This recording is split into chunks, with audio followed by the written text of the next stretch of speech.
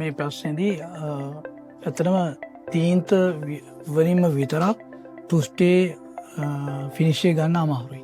මොකද ඒකට බලපාන ගොඩක් සාධක පේන්ට් එකට ඉස්සෙල්ලා කරන මූලික ස්තර ලේයර්ස් ප්‍රිපරේෂන් එක වැදගත්. මෙතෙන්දී පේන්ට් එකට ඉස්සෙල්ලා 5 කෝටින් සිස්ටම් එකක් යන්න ඕනේ. පොටි ස්තර දෙකක් සමග ෆිල ස්තර දෙකකුත් ඊට පස්සේ තමයි පේන්ට් ස්තරේ යන්නේ. මෙතෙන්දී හොඳ ෆිනිෂල් ලබා ගැනීම සඳහා වේලපහම මූලිකවම එන පදනම විදිහට ගන්න ස්කින් කෝට් ස්තර දෙක හරි විදියට ආලේප වෙන්න ඕනේ.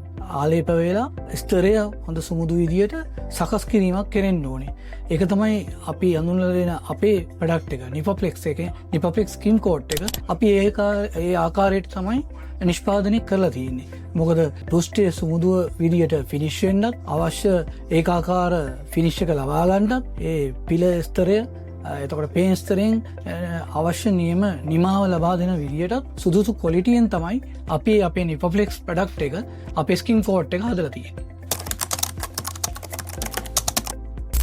අපිට රේජ් කීපයක තියෙනවා. අපිට නිපොප්ලෙක්ස් සමහර නිපැයුම් භාවිතා කරන්න පුළුවන්. ඇත්තටම ඒක වඩා සුදුසු වෙන්නේ ඇතුළත ආලේපන සඳහා. ඒ කියන්නේ ඉන්ටීරියර් ඇප්ලිකේෂන් වලට.